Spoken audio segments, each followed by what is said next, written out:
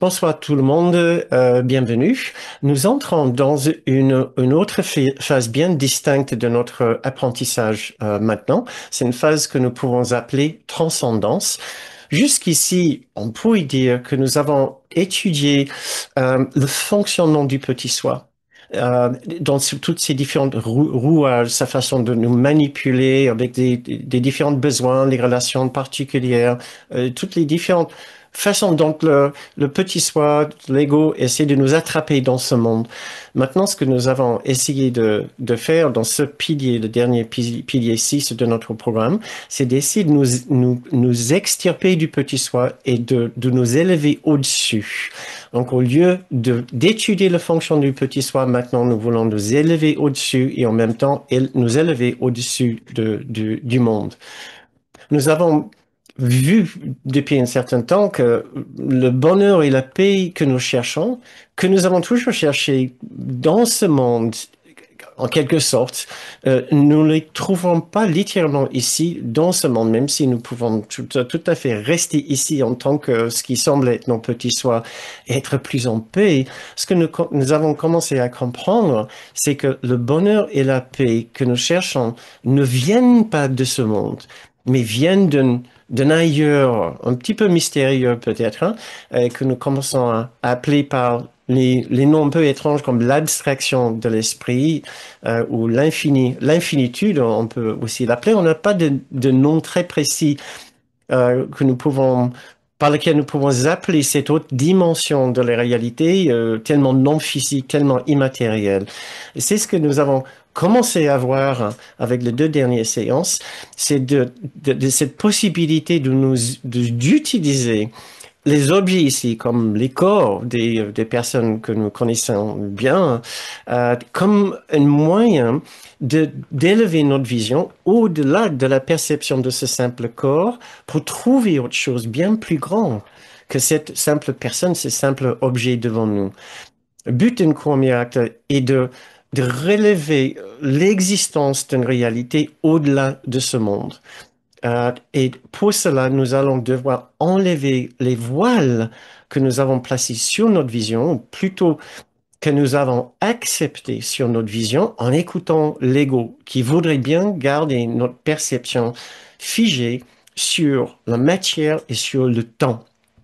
Alors, la semaine prochaine, nous avons fait une tentative euh, euh, assez importante de nous élever au-dessus de ce voile de la matière, de ce voile qui se fixe sur les corps, en voyant une qualité chez une autre personne qui a relevé la présence de quelque chose de particulièrement beau et bon en cette personne qui est la présence du grand soi, la présence de Jésus, du Saint-Esprit en l'autre personne, que nous pouvons considérer un genre de lumière en utilisant un langage un peu poétique, un terme poétique. Maintenant, notre but ce soir est de comprendre que nous pouvons faire la même démarche et nous élever au-dessus aussi des limites temporelles de ce monde en- et à introduire en notre esprit la possibilité que le temps n'est pas ce que nous avons toujours cru, qu'il y a une façon de regarder le temps et de vivre dans le temps où nous arrivons à distinguer chaque instant si clairement du passé et du futur que nous apprenons, nous commençons à vivre dans ce monde d'une façon atemporelle, comme si rien ne se passe avec le temps, rien d'important n'est en train d'arriver avec le temps. Je vous ai dit que dans ce dernier pilier 6, nous allons entrer un petit peu plus dans la stratosphère, l'abstraction, la métaphysique d'un courant miracle, de sa vision de ce monde, de sa vision de la réalité. Donc, nous allons devoir faire un petit effort, c'est vrai, de, euh, euh, de considérer la possibilité d'un autre genre de réalité. Et je vais vous demander de faire le même effort ce soir et aussi de, de vous rendre compte combien votre vision du temps est limitée et plutôt a été limitée par la perception de l'ego qui voudrait à tout prix garder notre perception fixée sur le temps tel que nous l'avons toujours conçu. Donc, c'est des concepts, des idées que nous allons explorer ce soir un peu. Nous allons d'abord regarder un exercice que j'ai trouvé remarquablement puissant et beau en même temps, d'un passage dans le chapitre 18 qui va un peu finaliser nos exercices pour nous élever au-dessus de la matière. Euh, et par la suite, nous allons entrer d'une façon plus vive dans le sujet du temps et de l'éternité et de l'instant saint.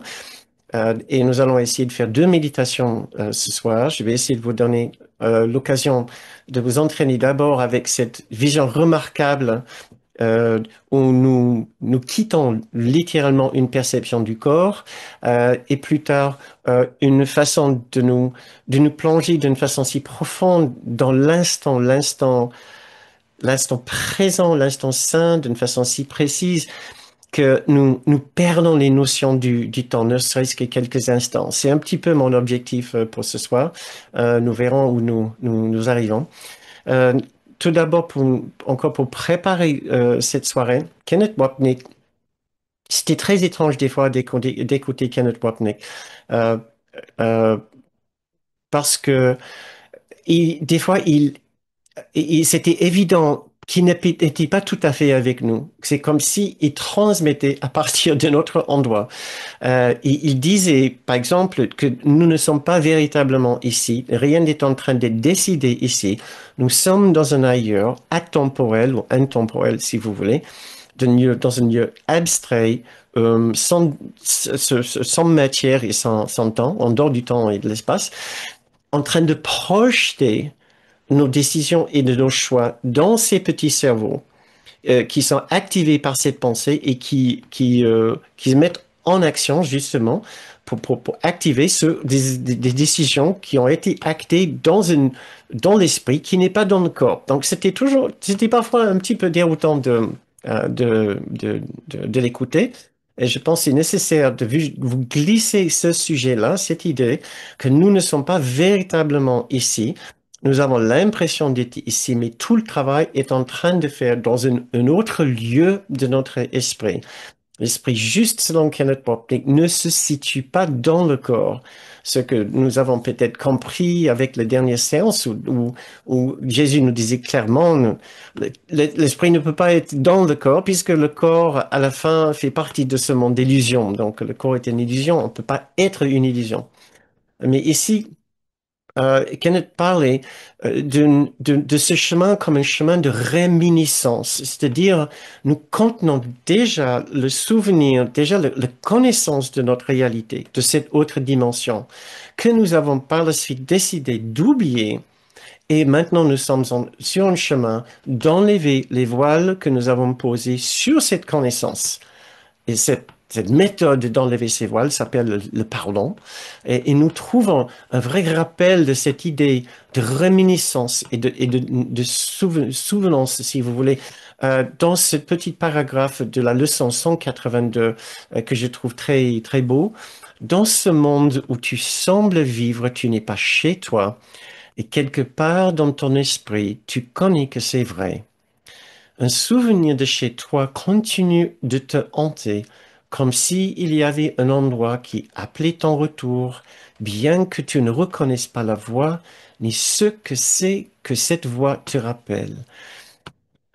Et, et je dirais que tout le monde effectivement contient une sorte de souvenir vague de ce que c'est sa réalité, au-delà de ses corps. Et donc, c'est ce souvenir, cette partie de notre esprit que nous allons essayer d'activer avec cette séance ce soir, la séance prochaine, la semaine prochaine. Donc, c'est dans cette démarche que nous sommes maintenant, non pas pour étudier en plus des détails le fonctionnement de ce monde, mais plutôt d'essayer d'ouvrir, d'entreprendre une nouvelle voie dans notre esprit. Nous pouvons accéder à des connaissances oubliées dans notre esprit.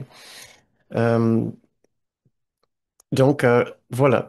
Maintenant, pour continuer le sujet de la semaine dernière, là où euh, nous avons commencé ce processus d'imaginer être autre chose que juste le corps. je vous ai proposé une méditation où euh, nous avons eu la possibilité d'identifier une qualité si précieuse chez une autre personne que en nous focalisant sur cette qualité, cela nous a rappelé son esprit juste, le Christ en lui, la présence de Jésus, du Saint-Esprit, comme un genre de lumière qui a pu par la suite dominer notre vision pour effacer tout le reste, une lumière avec laquelle nous avons pu nous joindre. Et c'est ce que je vais vous proposer un exercice un peu semblable dans la première partie de cette séance, puisque je pense que ce sujet, surtout cette pratique, est tellement extraordinaire.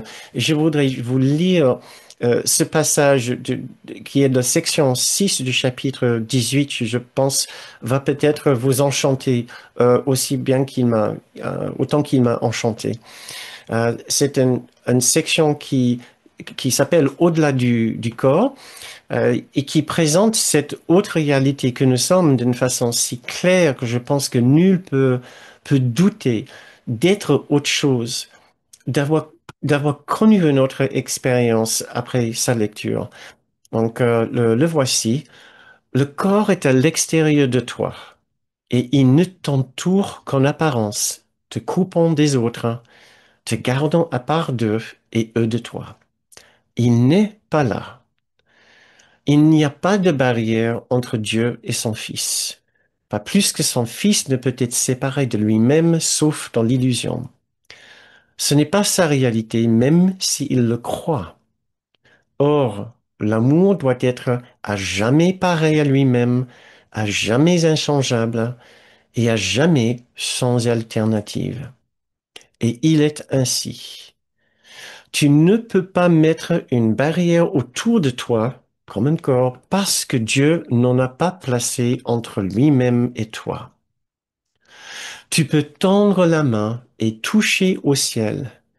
Toi dont la main est jointe à celle de ton frère, tu as commencé à tendre au-delà du corps, parenthèse, comme nous avons fait lors de notre dernière séance dans la méditation de fin, mais pas à l'extérieur de toi, le grand toi, pour atteindre ensemble votre identité partagée. C'est ce que nous avons commencé à faire pour trouver l'unité, à nous tendre en dehors et au-delà du corps, pour atteindre ensemble notre identité partagée. Chacun, écoutez ceci, chacun a éprouvé ce qu'on pourrait appeler le sentiment d'être transporté hors de lui-même. Ce sentiment de libération dépasse de beaucoup le rêve de liberté qui est parfois espéré dans les relations particulières. Donc, ce qui veut dire ici, c'est que le sentiment de libération ou de joie de tomber amoureux de quelqu'un n'a rien à voir avec ce sentiment de libération quand nous avons l'impression d'être transportés en dehors de nous-mêmes. C'est le sentiment d'une réelle évasion hors de toute limitation. Si tu considères ce que ce transport entraîne réellement, tu te rends compte que tu perds soudain toute conscience du corps, tout en te joignant à quelque chose d'autre en quoi ton esprit s'élargit jusqu'à l'englober. Il devient une partie de toi quand tu t'unis à lui, et les deux deviennent entiers lorsque ni l'un ni l'autre ne sont perçus comme séparés. Ce qui se passe réellement, c'est que tu as abandonné l'illusion d'une conscience limitée tout en perdant ta peur de l'union. L'amour qui la remplace instantanément s'étend et s'unit à ce qui t'a libéré. Tant que cela dure, tu n'es pas incertain de ton identité et tu ne voudrais pas la limiter.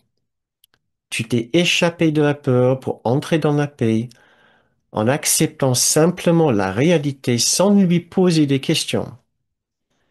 Tu as accepté cela à la place du corps et tu t'es permis de ne faire qu'un avec quelque chose qui se trouve au-delà, simplement en ne laissant pas ton esprit être limité par lui. Je continue le dernier paragraphe. Cela peut se produire indépendamment de la distance physique qui semble y avoir entre toi et ce à quoi tu te joins, de vos positions respectives dans l'espace et de vos différences de taille ou d'apparente qualité.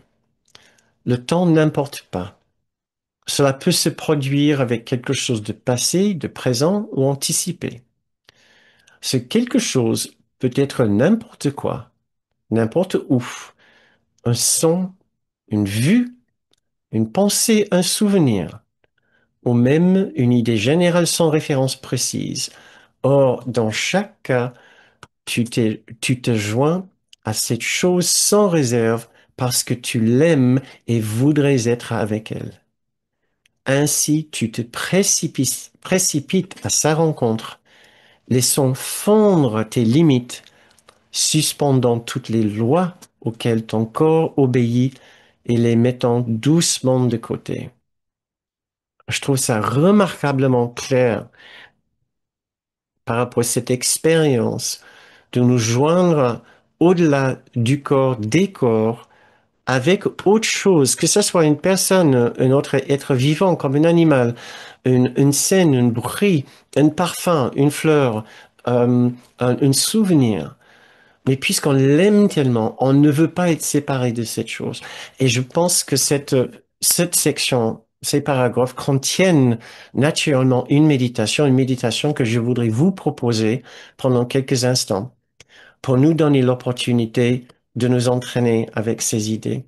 Donc, si vous voulez bien m'accompagner dans cette méditation, je vais essayer de vous mener dans une petite méditation guidée selon les idées dans cette section. Je trouvais trop riche pour laisser passer cette opportunité de faire cela avec vous. Jésus ne propose pas cet exercice dans le livre d'exercices. Et je me suis dit bon, que ça sera bien de transformer ça en méditation pour nous donner tous l'opportunité vraiment de nous poser et essayer de faire ce qu'il propose, ce qu'il suggère dans ce passage. Donc, si vous avez bien envie de m'accompagner, je serai heureux d'essayer de vous guider dans cette petite méditation. Donc, nous pouvons fermer les yeux ou juste baisser notre regard un petit peu.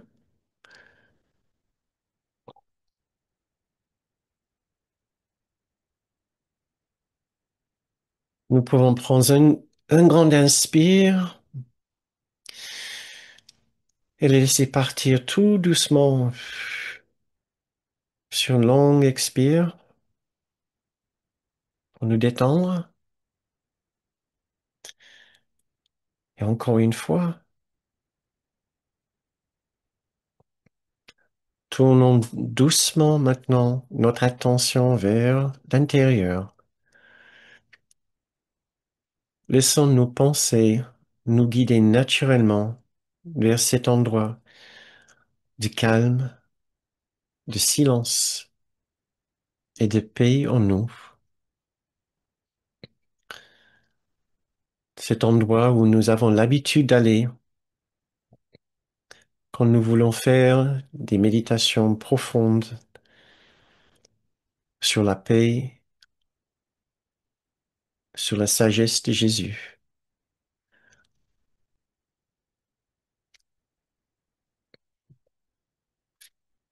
Nous nous sommes entraînés pendant presque bientôt 6 mois maintenant à renforcer notre esprit juste, toutes ces nouvelles perceptions que nous avons apprises. Nous voulons maintenant commencer à utiliser toute la puissance de notre esprit juste, de notre grand soi, pour dépasser les confins de notre ego, les limites de notre petit esprit, les barrières de notre petite perception. Notre esprit juste sait aimer. Notre grand soi sait aimer.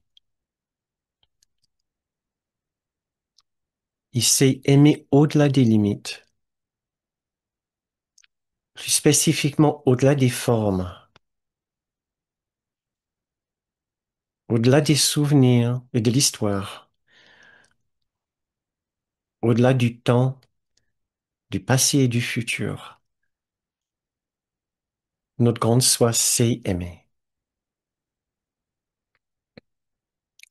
Maintenant, choisissons un objet ou une scène ou un être vivant, humain ou animal, ou un lieu, ou même une idée, ou une qualité,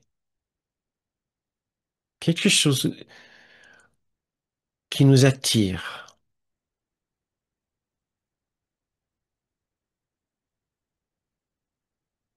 quelque chose que nous aimerions tirer plus près de nous, que nous aimerions avoir plus près de nous, puisque nous l'aimons.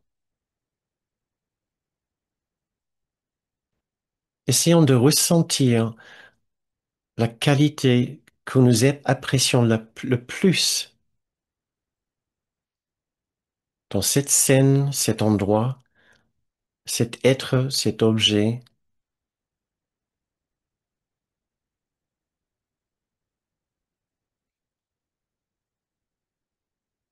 Essayons d'aimer au-delà des limites de ce monde et des limites de cet objet, de cette scène. Trouvons ce que nous aimons et amplifions cet aspect de cette scène, de cette chose,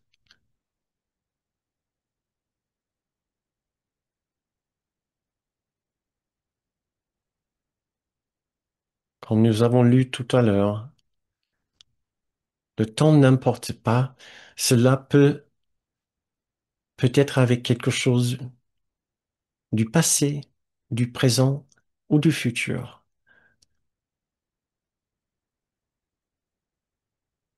On peut se joindre avec un son, une vue, une pensée ou un souvenir. Mais comme Jésus dit ici, dans chaque cas, tu te joins à cette chose sans réserve parce que tu l'aimes et voudrais être avec elle. Ainsi, tu te précipites à sa rencontre, laissant fondre tes limites et suspendant toutes les lois auxquelles ton corps obéit et les mettant doucement de côté.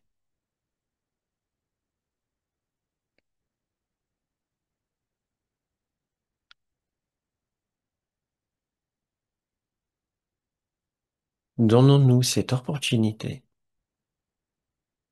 de nous joindre avec ceux que nous aimons et de nous rendre compte de notre démarche. Nous sommes en train d'aimer et d'aimer au-delà des limites, au-delà des jugements, au-delà de la forme.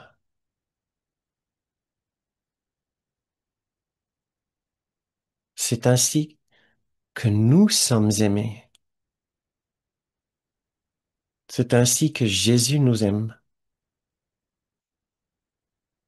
ainsi que nous sommes amis de Dieu. Il nous aime au-delà de notre forme, au-delà du temps, au-delà de notre passé ou de notre présent.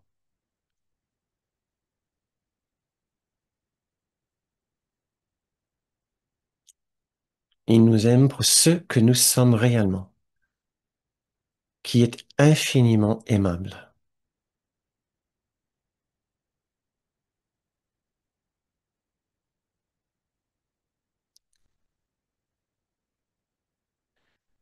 De la même façon, nous avons aussi la même capacité de nous joindre au-delà des formes, au-delà du passé, avec un aspect de ce monde, une scène, un souvenir, une quelque chose.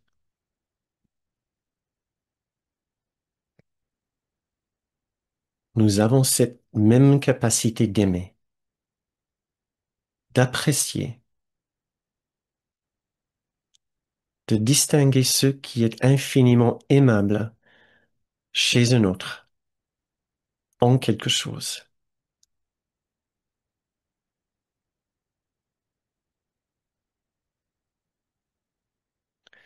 C'est de cette façon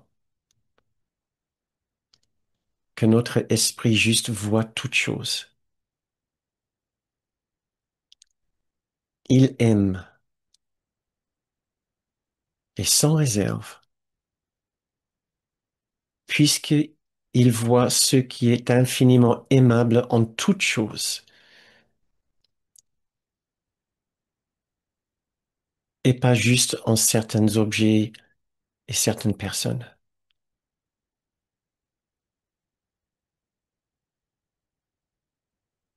Notre propre esprit juste, c'est aimer de la même façon que Jésus.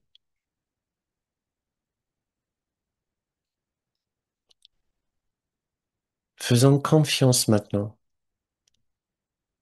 à notre grande soi, à notre magnifique esprit juste,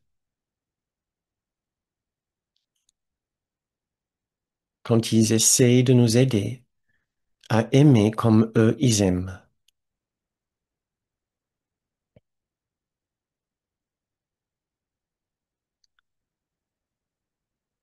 Et maintenant, essayez de porter votre regard sur autre chose. Peut-être autre chose que vous n'avez pas l'habitude d'apprécier ou d'aimer.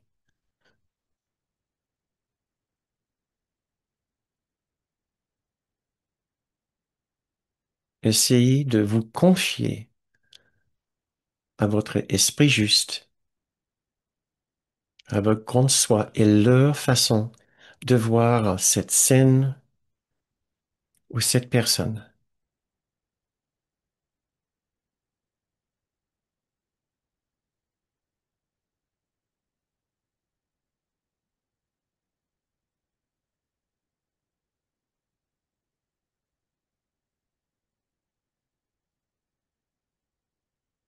Nous pouvons leur faire confiance. Ils savent aimer. Ils savent ne pas faire cas du passé, ni des limites du présent. Et nous pouvons les suivre et apprendre à aimer comme eux.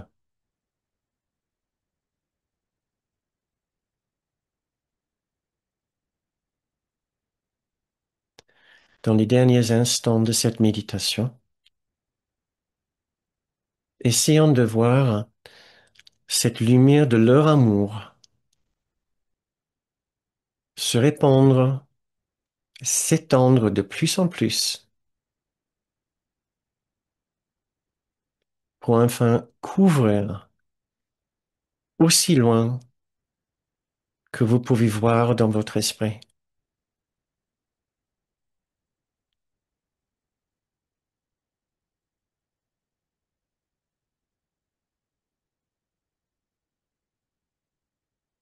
Où sont les corps quand cet amour englobe tout? Nulle part.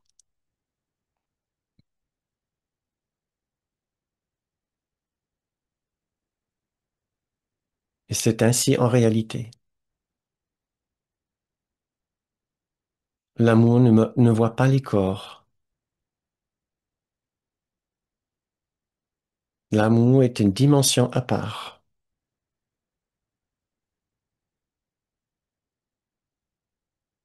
Et nous pouvons nous joindre à cette dimension quand nous voulons.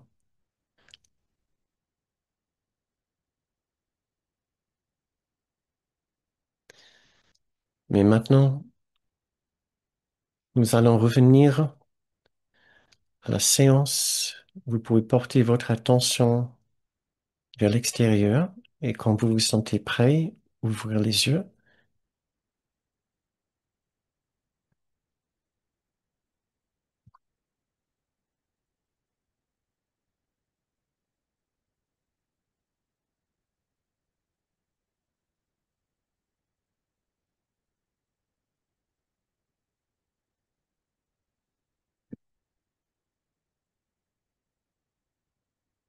Nous, le cours nous apprend que cette autre dimension n'est pas juste immatérielle, hein. Elle est aussi atemporelle ou intemporelle. Atemporelle est plus, plus exact, c'est-à-dire il n'y a aucune notion de temps.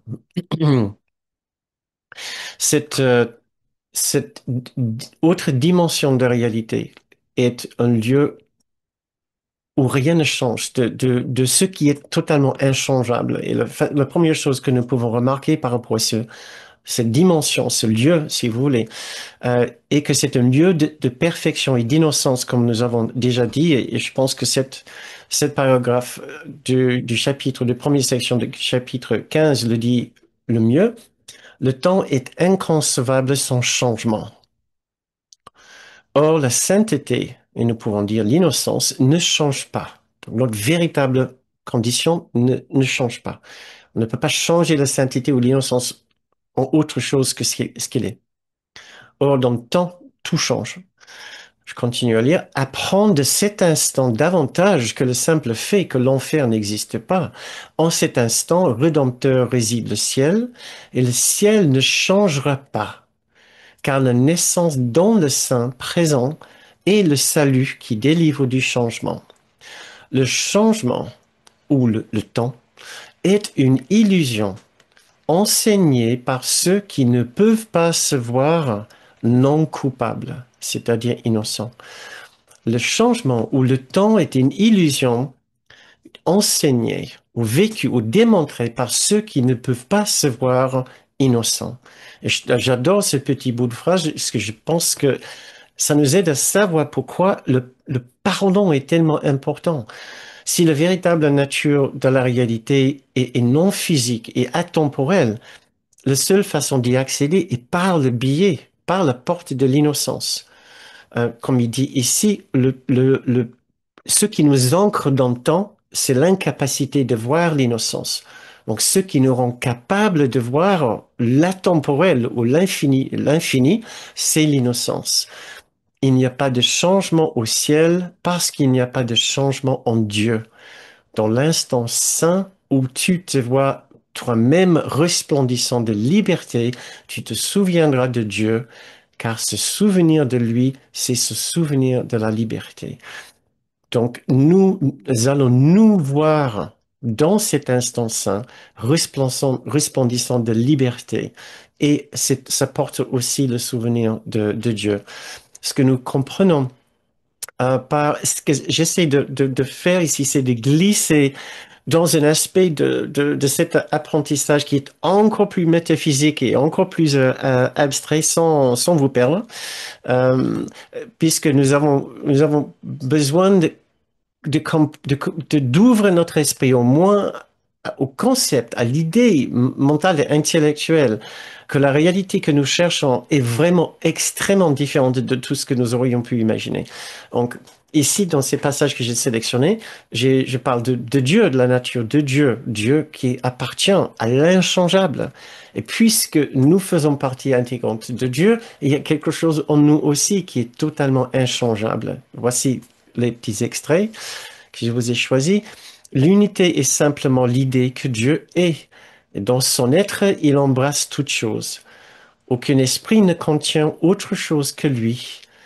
Il n'est pas de temps, pas de lieu, pas d'état où Dieu est absent.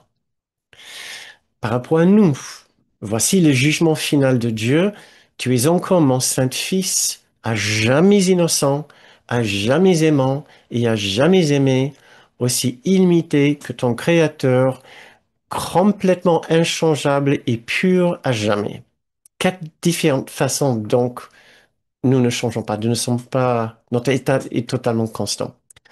Et enfin, qui est ce toi qui vit dans ce monde?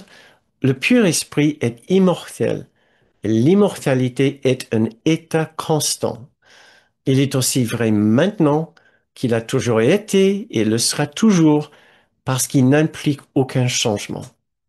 Donc, dans ces petits extraits, j'essaie de commencer à rendre notre esprit un petit peu plus ouvert, plus malléable à la possibilité que les choses sont bien plus vastes et bien plus abstraites, mais que nous avons pu imaginer.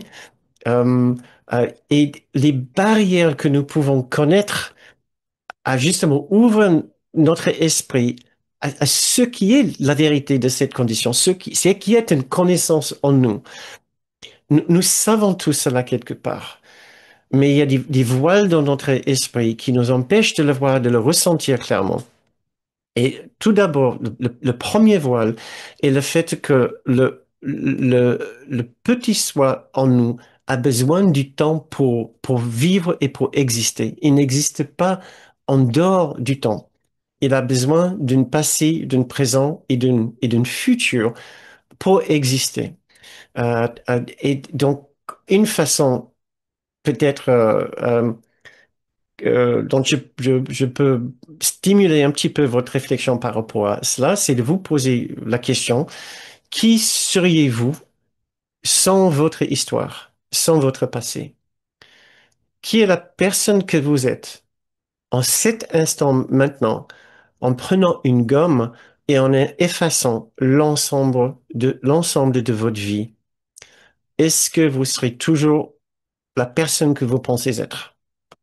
Je vous pose cette question. Vous pouvez participer dans le fil de chat si vous voulez avec votre petite réaction. Qu'est-ce que cela vous fait de réfléchir à cette idée que maintenant vous disposez d'une immense gomme, Jésus vient avec une immense gomme, il vous regarde et il dit, si tu me permets, j'aimerais bien faire quelques ajustements à ton être. Et il prend cette gomme et il efface absolument tout de votre histoire en importance. On ne va pas dire que ça s'est jamais passé. Quoique, ça serait intéressant de savoir ce que c'est votre réaction. Euh, Imaginons que seul ce qui est présent ici et maintenant est réel en vous et rien d'autre n'est réel de votre passé. Vous ne pouvez pas vanter quoi que ce soit du passé ou vous pleurer de quoi que ce soit du passé puisque ça n'existe plus. Qu'est-ce que ça vous ferait? Bien sûr, c'est pas une question de vous enlever le passé, mais dans les dimensions atemporelles, notre passé n'existe pas. Et pour pouvoir accéder pleinement à ce que le courant appelle l'instant saint, nous allons devoir oublier le passé, ne serait-ce que pour le temps que nous voulons entrer dans cet instant saint. Nous allons devoir oublier le passé, le nôtre et surtout ceux d'autres personnes pour pouvoir entrer pleinement dans l'innocence pure, dans l'instant saint, au-delà des limites de ce monde, au-delà des limites du corps et des formes. Donc, j'ai plusieurs réponses. Je savais, j'ignorais, Loïc, si c'était le sujet du bac philo, j'ignorais totalement. Pardon. Euh, je serais en paix, dit une personne. Encore une autre, je serais plus légère. Ça serait un grand soulagement. Il me semble que je pourrais ressembler à ce que je voudrais devenir, la personne que je souhaite être. Encore une autre, je serais dans l'amour, Christ et en paix. Tout serait possible. Rien sans même être capable de le dire. Euh, c'est à la fois très difficile à ressentir, mais assez enivrant, je trouve. Soulagement et joie. Liberté, euh, que amour. C'était une blague, tant que la question est vaste. Et difficile. Ah, d'accord. Par rapport au sujet du bac, d'accord. D'accord. Ah oui, par rapport à ce sujet ce soir, c'est le bac philo. Oui, c'est compliqué, tout à fait. Je ne serai plus qu'à moi. Je ne, s- je ne sais pas, je ne sais pas, je demande à voir. D'accord, très bien. Euh, Très bien. Donc, je vous invite à réfléchir à cela dans les jours et dans les semaines à venir, si vous souhaitez, puisqu'en réalité, notre passé est déjà effacé. La seule personne qui s'y accroche dessus, c'est vous-même. Si vous souhaitez, vous pouvez oublier votre passé comme vous le souhaitez. Personne est là pour vous obliger à vous souvenir de votre passé et d'en faire une grande histoire. Vous pouvez relativiser et diminuer l'importance de votre passé et rester présent, conscient du présent, autant que vous voulez, selon vos désirs vraiment le plus profond, de vivre pleinement et dans l'amour présent, au lieu de vous projeter dans le passé, de vous souvenir dans le passé et de vous projeter dans l'avenir. C'est ce que Jésus nous présente ici comme l'invitation de l'instant saint. Euh, mais nous devons nous méfier un petit peu, simplement parce que l'ego est est très rusé. Et avant que vous le sachiez, peut-être vous allez commencer à vous souvenir du passé, soit de vous-même, soit de notre personne, au lieu de rester juste pleinement présent à ce qu'est la personne dans l'instant même. Euh, donc, je vous présente ça comme un exercice. Peut-être je vais le noter dans le fiche pratique pour cette semaine. Essayez d'imaginer votre existence en oubliant les, les choses du passé qui peuvent avoir une incidence particulière sur le présent, peut vous empêcher d'être pleinement présent maintenant. Donc voilà, pour continuer, ouvre notre esprit encore un peu plus en lisant quelques passages du cours. Voici ce que Jésus peut nous dire par rapport à l'instant saint. À quel moment, sinon maintenant, la vérité peut-elle être reconnue? Le présent est le seul temps qui soit. Ainsi, aujourd'hui, en cet instant maintenant, nous venons contempler ce qui est là pour toujours, pas à nos yeux, mais aux yeux du Christ. Aux yeux du Christ. Il regarde passer le temps et voit l'éternité telle qu'elle y est représentée. Il entend les sons que le monde insensé afféré en genre, mais il les entend très faiblement. Car au-delà d'eux tous, il entend le chant du ciel et la voix pour Dieu plus claire, plus signifiante, plus proche. Ça, c'est un passage magnifique. Encore un autre, il est évident que la perception du temps qu'a le Saint-Esprit est l'exact opposé de celle de l'ego. Il insiste donc sur le seul aspect du temps qui se puisse étendre à l'infini, car maintenant est ce qui se rapproche le plus de l'éternité en ce monde. C'est dans la réalité de maintenant, son passé ni futur, que l'éternité commence à être appréciée. Et si jamais vous vous êtes posé la question pourquoi dans différentes disciplines de méditation comme la pleine conscience, ils mettent autant d'accent sur la conscience du présent, c'est pour cette raison-là, comme Jésus dit, le maintenant est ce qui se rapproche le plus de l'éternité en ce monde. Euh, donc, qu'est-ce que nous pouvons apprendre de tout cela et de tout ce que nous avons fait jusqu'ici quand nous mettons de côté les voiles de l'ego, quand nous oublions de juger, quand nous cherchons l'unité derrière les différences, quand nous arrêtons d'être obsédés par nos besoins, quand nous cherchons l'aimable chez l'autre qui nous rappelle le Christ, alors le temps commence à ralentir et devient enfin l'instant saint, le présent inchangeable. Il y a un seul moment qui existe véritablement, c'est maintenant, l'instant éternel qui ne change jamais puisque la sainteté et la nature de Dieu ne peut pas changer. Donc, je vais nous proposer une méditation pour finir cette, euh, cette deuxième partie de notre soirée. Et avant cela, juste encore lecture de deux passages du cours qui va approfondir davantage notre, notre ouverture, va ouvrir davantage notre esprit à ce que c'est cette nouvelle conception de la réalité selon la temporalité. Je peux vous lire ici la première section du chapitre 15. C'est ce passage ici qui commence à nous donner une idée de ce que Jésus veut qu'on fasse. Je vous lis, il n'y a pas de peur dans le présent quand chaque instant se détache clairement, séparé du passé et son ombre s'étirant jusqu'à dans le futur. Donc on se focalise sur l'instant, ce qui se passe ici, en ignorant le passé. Chaque instant est une naissance propre, non ternie, par lequel le Fils de Dieu émerge du passé dans le présent. Et le présent s'étend à jamais. Il est si beau et si propre et libre de culpabilité qu'il n'y a rien d'autre que le bonheur. Il n'y a plus aucun souvenir de ténèbres. L'immortalité et la joie sont maintenant. C'est une lecture du paragraphe 8 de première section du chapitre 15. Et maintenant, juste avant de notre méditation, ah oui, voici, c'est l'introduction de la méditation. Donc, on peut commencer à se préparer.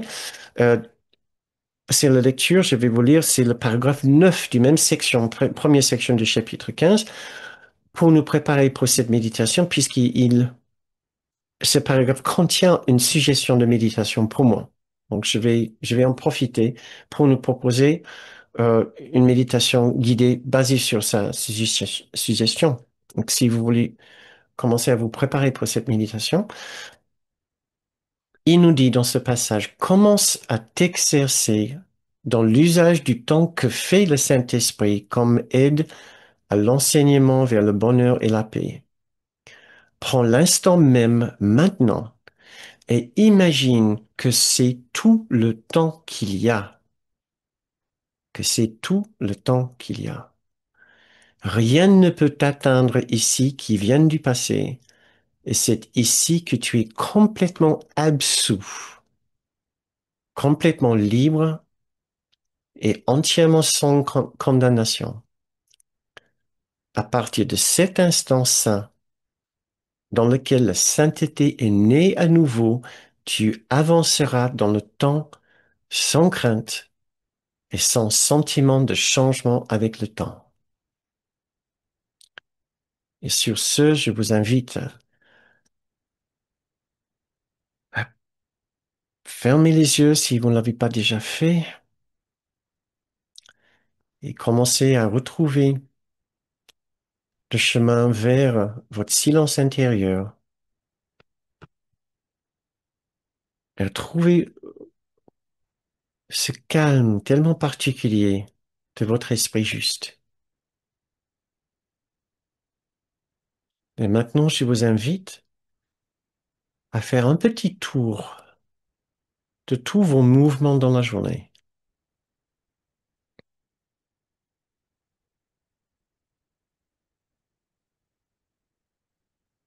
Regardez dans votre esprit vos différents mouvements, ce que vous avez fait, où vous êtes allé, même si c'est juste de vous déplacer d'une pièce à une autre dans votre habitation. Voir dans toutes vos activités qu'il y avait un aspect temporel. Tout ce que vous avez fait était probablement basé sur une idée de temps, d'améliorer quelque chose, de faire quelque chose pour qu'il y ait un changement dans votre vie, dans la vie de notre personne. Il y avait un avant, une activité présente pour préparer une nouvelle future, un nouveau futur. Il y avait une idée de cause dans le passé et effet dans le présent, avec une idée peut-être de futur bonheur. Dans peut-être toutes nos activités dans la journée, il y avait un aspect très temporel. Nous étions bien des êtres du temps, attendre quelque chose du temps, que les choses s'améliorent, de passer un bon moment, un meilleur moment, peut-être à midi avec des amis, qu'au travail, en pensant à préparer un bon repas ce soir. Pensons toutes nos différentes attentes par rapport au temps, toutes nos différentes craintes peut-être pour le lendemain ou la semaine prochaine ou le mois prochain. Nous avons peut-être passé notre journée bien figée dans le temps. Et pourtant, tout ce temps-là, le seul instant qui existait véritablement était le présent. À chaque instant que nous étions en train de nous affairer, de nous occuper des courses ou du travail, des tâches administratives, de prendre soin de notre personne, nous étions peut-être en train d'oublier la chose la plus importante, c'est que la rencontre avec le Christ en nous, avec la pure innocence en nous et en chacun, le bonheur du ciel et la paix infinie, tout cela se produit à chaque instant.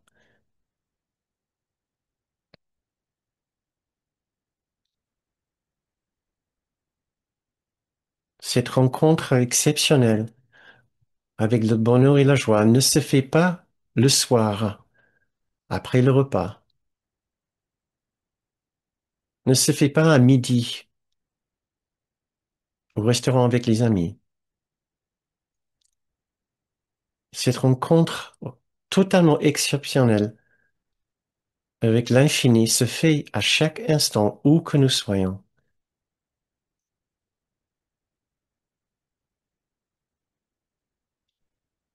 Cette rencontre avec l'exceptionnel peut se faire même ici et maintenant.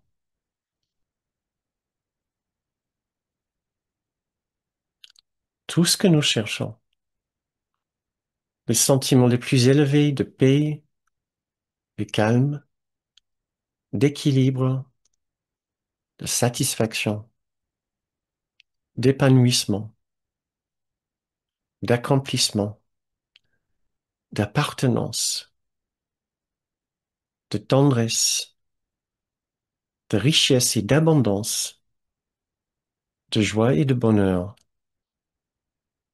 sont présents à chaque instant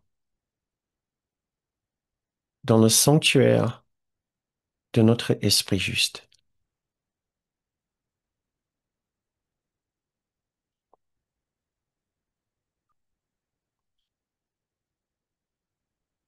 Toutes ces qualités exceptionnelles,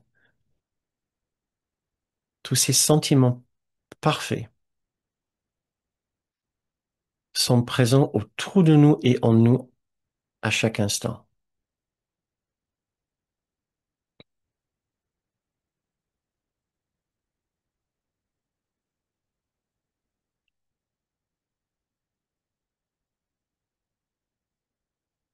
Comme Jésus disait, en cet instant maintenant, nous pouvons contempler ce qui est là pour toujours, pas à nos yeux, mais aux yeux du Christ. Il regarde passer le temps et voit l'éternité qu'elle y est représentée. Le Christ en nous entend les sons que le monde insensé, affairé engendre, mais il les entend très faiblement.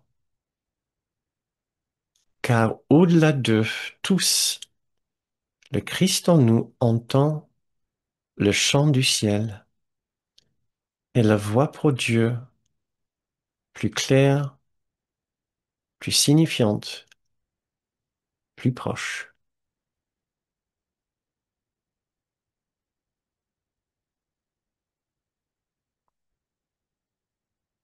Et maintenant, pour finir cette méditation, je voudrais vous lire la leçon 308. Cet instant est le seul temps qui soit. J'ai conçu le temps de telle manière que je vais à l'encontre de mon but. Si je choisis d'aller par-delà le temps dans l'intemporel, je dois changer ma perception de ce à quoi sert le temps. Le but du temps ne peut pas être de garder le passé et le futur ne faisant qu'un. Le seul intervalle durant lequel je peux être sauvé du temps, c'est maintenant. Car en cet instant, le pardon est venu me rendre libre.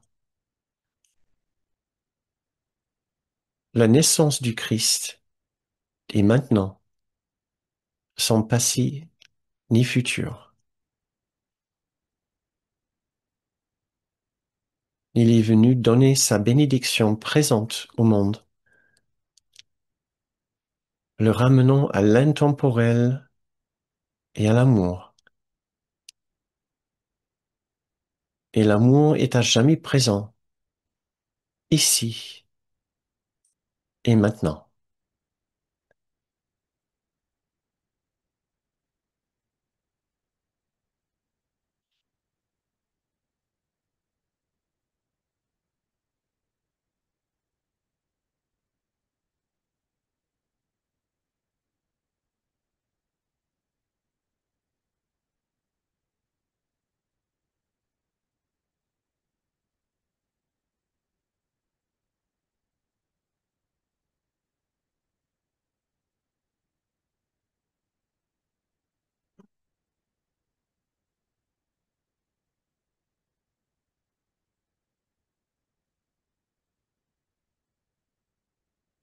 Très bien. Si vous préférez rester dans cette méditation, je vous invite à baisser le son sur votre appareil ou à quitter la séance. Si vous souhaitez continuer avec nous, je vous invite à ouvrir les yeux.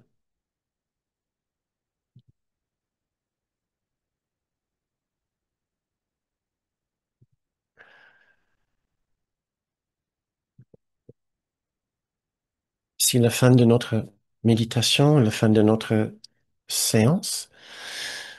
Merci beaucoup d'avoir participé, d'avoir été présent pour nos méditations et cet exercice. Euh, Merci pour votre engagement sur une voie qui n'est pas la plus évidente euh, et qui nous demande un vrai effort de concevoir les choses telles que Jésus voudrait qu'on les réfléchisse. Euh, et donc merci pour votre engagement et votre courage en quelque sorte, parce que ça nous pousse un peu dans nos retranchements. C'est pas toujours le plus confortable. Et donc vous dites avec grand enthousiasme que ça sera magnifique d'oublier le passé, mais si c'était aussi si facile que ça, vous l'auriez fait, n'est-ce pas? Puisqu'il y a absolument rien et personne qui vous empêche, sauf si je me trompe. Oui. Donc si ce n'est pas encore fait, il y a forcément pour une raison. Quelle est cette raison? Il n'y a que vous qui pouvez le savoir. Vous le savez déjà.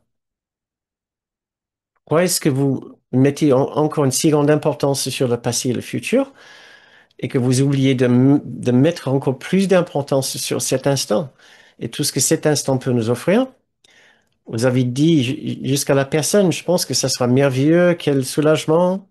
Ben, il est là, cette paix, il est là, ce soulagement.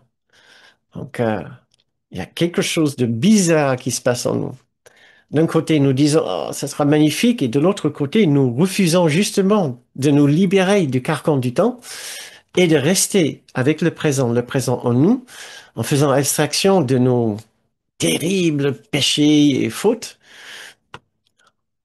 et en oubliant de faire pareil avec les autres. Merci, chers amis. Et donc, pour le petit rappel, euh, nous pouvons offrir ces enseignements en ligne de cette façon, sans abonnement, sans frais fixes, euh, grâce à la générosité de nos contributeurs. Donc, nous avons besoin de vous. C'est un système atypique. C'est un système atypique pour présenter des enseignements de ce genre. Nous avons besoin que chacun réfléchisse à sa participation pour faire une contribution, ne serait-ce qu'une toute petite contribution. Si nous sommes assez nombreux, ça nous aide à continuer l'activité, à nous investir dans cette activité. Cette activité nous demande un vrai investissement. Et donc, on vous demande de temps en temps de vous investir un petit peu pour nous aider dans ce travail collaboratif, si vous voulez. Donc oui, on ne peut pas faire cette activité sans vous. Donc, s'il vous plaît, réfléchissez-y de temps en temps. Même pas forcément chaque mois, même si vous participez chaque mois, mais juste de temps en temps, à faire une contribution que vous pouvez faire en allant sur notre site bernardgrom.com où vous trouvez l'onglet contribution. Merci d'avance pour votre aide. Et merci infiniment à nos contributeurs. Nous sommes ici grâce à vous. Euh, Nous sommes vraiment, vraiment reconnaissants envers vous pour votre aide. Sachez juste que le nombre de contributions et le montant des contributions, ça fluctue constamment. Donc, nous n'avons pas un corps fixe de contributeurs comme des mécènes. On n'a pas de mécènes. Donc, on a juste beaucoup de petits contributeurs et contributions. Merci. Bon, assez sur ce sujet. Maintenant, je vous ai autorisé à ouvrir vos micros si vous voulez. Si vous avez des questions, des choses que vous aimeriez partager, des retours sur la séance, sur autre chose, sur le cours, ou une question que vous aimeriez mettre dans le fil de chat, ça sera avec plaisir. On a encore quelques minutes qu'on peut passer avec vous. Quel est le sujet que vous aimeriez explorer? Qu'est-ce qui vous ferait plaisir de regarder? J'essaie juste de rattraper vos, euh, vos commentaires dans le fil de chat.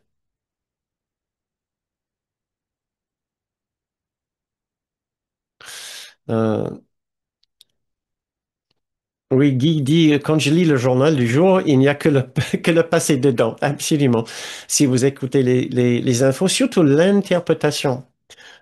On peut parler de ce qui s'est passé, on peut parler du présent, et c'est la façon dont on le fait, en mettant l'accent quelque part sur les crimes d'une personne ou d'une autre, un jugement quelque part, ou même la souffrance. Ce qui est absolument remarquable, et j'aurais aimé avoir le temps dans cette séance d'en parler,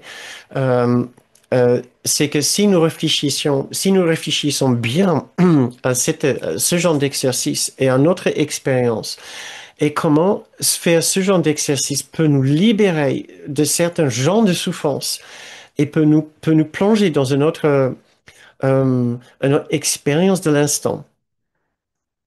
Nous pouvons aussi nous libérer de la tristesse, de la souffrance d'autres personnes. Quand nous pensons que eux aussi disposent d'une réserve de paix dans le présent, où qu'ils soient, ou d'autres personnes, où qu'elles soient. Et des fois, les gens se trouvent dans des situations absolument dramatiques. Mais néanmoins, même là, dans les situations les plus dramatiques, comme certaines personnes, les témoins et les victimes du Holocauste, par exemple, peuvent nous témoigner des moments aussi de bonté et de beauté et de grâce, même dans les situations les plus terribles. Euh, Parce que cette qualité extraordinairement belle, et divine, euh, que nous appelons la, la grâce, la béatitude, l'infinitude, le, oui, voilà, est présente, ne peut pas être absente nulle part. Donc nous pouvons que souhaiter que ces personnes dans ces situations arrêtent un instant le mental et essayent de se reposer et revenir au présent et d'être totalement, entièrement présent avec leur respiration, avec ce qui est en train de, pas avec ce qui est en train de, pas mentaliser ce qui est en train de se passer, mais être présent avec les sons, avec les odeurs, etc. Il est possible, j'en suis absolument convaincu, que ces personnes peuvent aussi trouver une sortie immédiate à une partie de la souffrance. Je ne voudrais pas, je voudrais pas suggérer un instant que ce qu'ils vivent n'est pas totalement dramatique.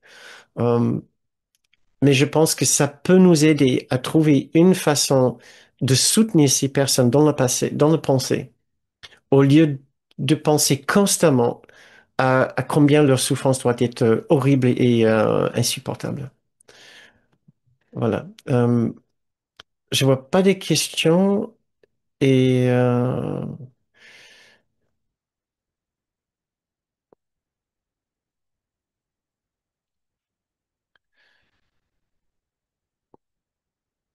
Bridget qui demande, s'évader de l'horreur de l'instant présent, n'est-ce pas aussi un moyen de moins souffrir? Je ne sais pas si je comprends bien, Bridget, de l'instant présent, du moins, la façon dont nous l'utilisons dans nos cours, n'est pas une circonstance. L'instant n'est pas une condition présente. L'instant présent, en se projetant dans une future hypothétique. Euh, de toute façon, si ça fait du bien à la personne de se projeter dans une future hypothétique, si ça fait du bien, tout à fait. Voilà, tout ce qui aide apporter un soulagement psychologique à une personne dans une situation, par exemple, sur un champ de guerre, dans un lieu de guerre, il faut absolument l'utiliser, s'en servir. Le cours propose autre chose avec l'utilisation, avec l'idée de l'instant sain. C'est un souvenir de quelque chose qui est au-delà de ce qui est dans ce monde. C'est un souvenir de ce qui est au-delà des choses de ce monde et néanmoins présent. Euh, donc, je ne sais pas si je m'exprime bien. Et ça, je pense que ça se travaille. Et vous voyez que j'ai passé 1 heure sur ce sujet ce soir et je vois qu'il faudrait passer encore beaucoup de temps dessus et plein d'exercices, bien plus d'exercices dessus. Euh, pour, euh, euh, pour commencer à avoir des expériences de cet instant-là. Loïc, je vois que tu as ouvert ton micro. Ouais, bon, bonsoir Bernard. Merci pour cette soirée. Je voulais juste te remercier et ramener ce qui m'est revenu à l'esprit, c'est ce que tu m'as appris dans l'acte constitutif de l'Organisation des Nations Unies. Mhm. Tu sais, lors d'un stage, tu nous as transmis ça et je n'avais aucune idée. Et quand on parle du coup de ce qui se passe aujourd'hui et de l'instant sien, enfin de l'instant du coup, de la présence, ça me ramène Pensez à à ça. ce que tu nous as transmis dans tu sais, les guerres naissant dans les esprits des hommes, c'est dans l'esprit des hommes que doivent être élevées Les- les défenses de la paix. oui. Tu Et l'as en tout cas, vu? ben, merci en tout cas parce que ça me revient, je l'ai Ouais. vraiment intégré Mhm. ce, et du coup, ça me ramène à ça, tu vois, dans tout ce qu'on a fait ce soir. C'est dans cet instant-là. peut-être qu'on peut élever les défenses de la paix. C'est tout à fait bien dit. C'était tout à fait approprié, Loïc. Merci, merci de me rappeler de ça. Tout à fait. Ça, c'est en été, bien sûr. Ce n'est pas. Je suis l'élève de mon enseignant, Kenneth Wapnick, et c'est lui qui nous a rappelé cette phrase combien de fois, je pourrais pas dire. Donc, c'est effectivement, c'est une phrase tellement puissante qu'ils avaient intégrée dans dans le préambule de la charte de l'UNESCO. C'est une branche très importante des Nations Unies, qui parle de l'origine de la guerre. Il dit spécifiquement de l'origine de la guerre, c'est dans l'esprit des hommes qui, oui, de la guerre, l'origine de la guerre qui est dans l'esprit des hommes. Et donc, c'est dans l'esprit des hommes que nous devons lever les barrières à la paix. Donc, je trouve étonnant comme toi que cette vérité qui est tellement évidente peut-être pour le chercheur spirituel et philosophique a pu se trouver dans un document aussi important et aussi mondain. Ah oui, merci. Loïc a eu la gentillesse de le copier dans le fil de chat, je vous le lis. Les guerres prenant naissance dans l'esprit des hommes, c'est dans l'esprit des hommes que doivent être élevées les défenses de la paix, acte constitutif de l'Organisation des Nations Unies pour l'éducation, la science et la culture, ou l'UNESCO. C'est ça. Merci. Euh, merci, Loïc. On est bien calme ce soir. Euh, donc, j'avoue, ce sujet est bien plus compliqué à exprimer et à enseigner et à clarifier que bien d'autres sujets. Je pense que ça témoigne de notre difficulté à nous tous de concevoir quelque chose en dehors du temps. On est des êtres du temps, on est tellement habitués au temps, on peut vraiment difficilement imaginer que rien ne change avec le temps. Pourtant, c'est le message tellement clair de Jésus et du cours, mais je pense que ça nous laisse tout, tout plat. Ça nous laisse tout tranquille, puisque nous ne savons pas vraiment comment intégrer cette idée.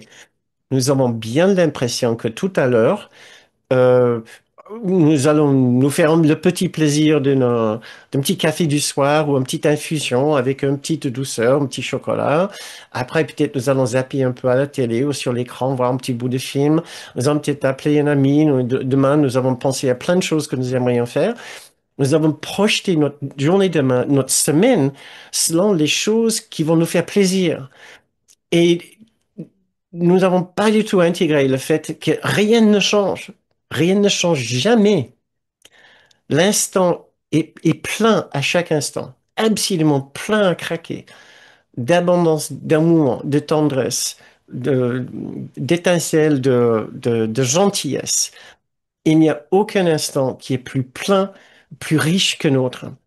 Mais ça, c'est tellement différent de ce qui semble notre réalité psychologique que ça passe comme ça. Pouf, pouf, pouf. Oui, oui, oui, Jésus, merci beaucoup. Ouais.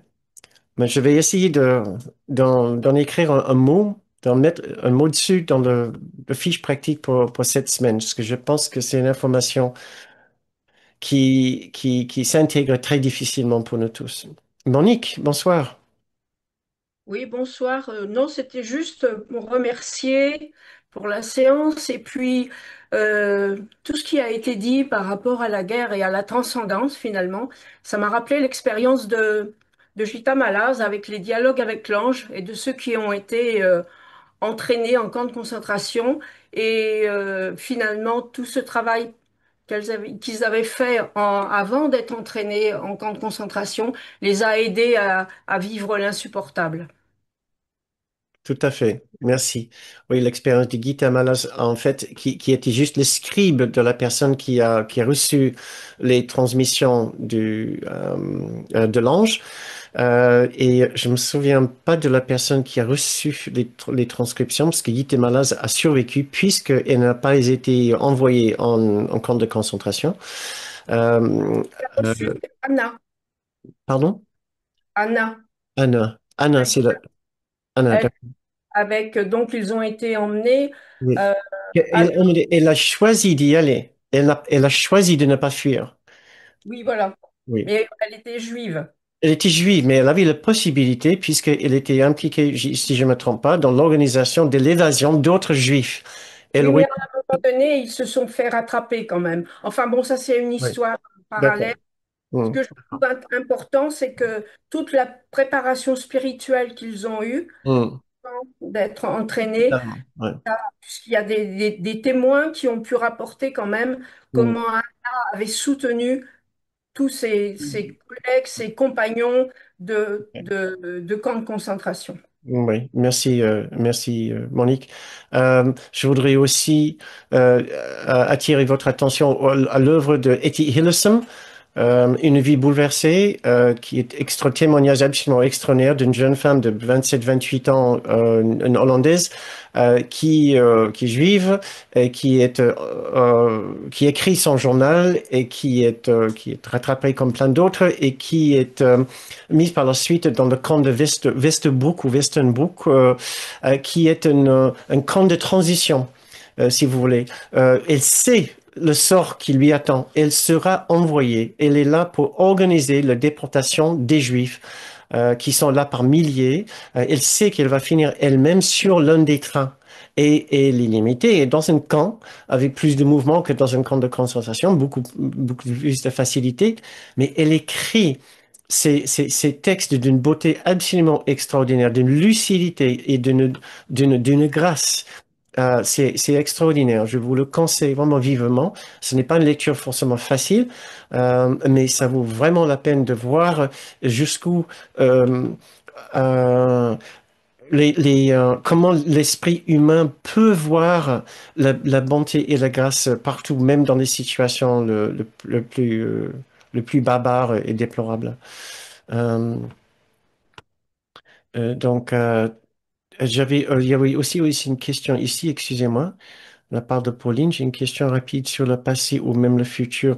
Qu'en est-il des autres courants spirituels qui amènent à cheminer sur les vies antérieures? Cela ne sera donc pas nécessaire. Pardon. Qu'en est-il des autres courants spirituels qui amènent à cheminer sur les vies antérieures? Cela ne seront donc pas nécessaires. Euh, euh, je peux pas vraiment répondre puisque peut-être sur notre chemin spirituel, c'est utile sur ce chemin-là. Vu du point de vue du cours, ça pourrait y avoir un effet bénéfique si on met l'accent sur le pardon. Si on voit, par exemple, dans des vies antérieures, combien on a pardonné et on a été capable de pardonner et faire abstraction des douleurs ou le fait que la vie continue. Il y a plusieurs façons d'utiliser le concept, l'idée des vies antérieures d'une façon bénéfique selon le cours. Donc, tout n'est pas à jeter forcément. C'est à peu près évident en lisant le cours que Jésus enseigne que la réincarnation existe, mais on ne peut pas vraiment parler de réincarnation puisqu'on ne peut pas être incarné dans une illusion. On peut parler d'une, d'une vie, de longue vie d'une âme qui est constituée de plusieurs épisodes corporels. On pourrait parler de ça. Euh, donc, dans l'idée de nous aider à comprendre que la vie ne meurt pas, l'âme, l'esprit décideur ne meurt pas. Il transite dans plusieurs différentes expériences corporelles pour apprendre ses leçons. Et puis, à un moment, il décide de lui-même de finir avec ses leçons. C'est ce que nous essayons de faire dans ces enseignements, c'est de nous aider mutuellement à décider que, par exemple, si dans cette vie, que nous aimerions bien arrêter le cycle d'entre guillemets, réincarnation. En décidant que ce monde ne nous offre pas ce que nous avons toujours cru ou voulu, et l'éternité qui est à chaque instant. C'est pas après le corps. C'est après la fin du corps, nous offre tout ce que nous voulons. L'esprit nous offre tout ce que nous voulons. Pas ce monde et pas les autres personnes. Voilà. Donc, je sais pas si j'espère que j'ai bien répondu à ta question, Pauline.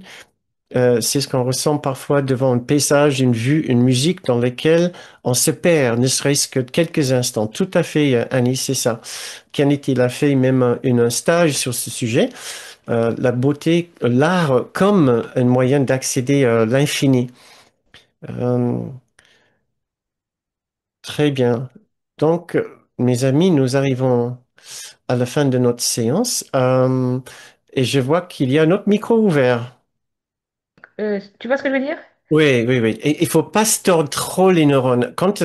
Mm, Quand on, quand on, l'aspect le plus bénéfique de cette idée d'instant sain, c'est que peu importe où nous sommes, il y a une qualité d'innocence qui nous accompagne à chaque instant. Et une qualité qui peut nous sauver, entre guillemets, nous libérer de la difficulté présente en nous souvenant de la présence de l'amour de Jésus, ou de l'amour de Dieu, ou de l'amour infini, ou de l'amour au-delà de la circonstance. L'idée de l'instant saint est simplement ça, parce que la, la douleur que nous éprouvons ici est toujours une douleur souvenue, une douleur mm, dont nous nous souvenons, qui est très, très temporelle. Chaque fois qu'on a une souffrance, c'est très temporel. On rumine les pensées, les choses. Donc, quand on arrive à mettre ça de côté, l'instant saint est juste l'opportunité de nous souvenir de l'amour présent. ah, ok. Et c'est oui. Et donc, dans ce sens-là, il dit, le passé n'existe pas. Mm, Puisque quand nous voulons, nous pouvons nous souvenir de l'amour présent et ça efface la douleur du passé et les choses les plus présentes dans notre esprit du passé sont souvent les choses douloureuses. C'est plus rare qu'on se souvienne des choses magnifiques du passé. Ce qui est plus présent dans notre esprit, c'est les choses douloureuses. Donc, dans ce sens-là, on dit que ça efface le passé. Ça n'efface pas littéralement le passé, comme si souvent je me souviens pas du tout de ce qui m'est arrivé en CM2. Or, il s'est passé un truc dramatique. C'est pas ça, c'est que ça enlève la charge émotionnelle. Quand je me ok. souviens de l'amour présent, ça enlève l'accent que je mets sur la douleur dans le passé. Puisque j'ai mis l'accent sur la douleur dans le passé pour éviter l'amour présent. Ah, Puisque ok. dans l'amour présent, l'ego n'existe pas. Mm, Mais si je me permets de lâcher prise un peu, si je me permets d'aller vers l'amour, je vais naturellement être plus présent et je vais naturellement oublier l'importance et l'intensité de ce qui m'est arrivé dans le passé. Peut-être j'aurais dû faire la séance sur ce sujet-là. Ça aurait été plus bénéfique. C'était, non, mais la réponse est très bien. J'ai compris. d'accord, Merci. d'accord, ok, Merci. merci. Euh, Très bien. Ça y est, c'est l'heure. Donc, l'heure d'aller faire quelque chose qui nous donne très envie, puisqu'après tout, on est moins bien ici qu'on sera dans quelques minutes quand on se fait un thé, quand on se met devant notre écran et on voit un super film. Bon, donc, assez d'ironie. Branchons nos micros pour nous dire au revoir et souhaitons-nous tous une très bonne semaine dans le souvenir de l'amour présent. N'est-ce pas, chers amis? Donc, sur 5, 5, 4, 3, Bonne soirée, Bonne bonne soirée, bonne semaine. semaine. Au revoir, au Merci. merci, revoir. merci beaucoup. Merci. Au Au revoir. plaisir de vous voir la semaine prochaine. Au revoir. Au Au revoir. revoir. Merci.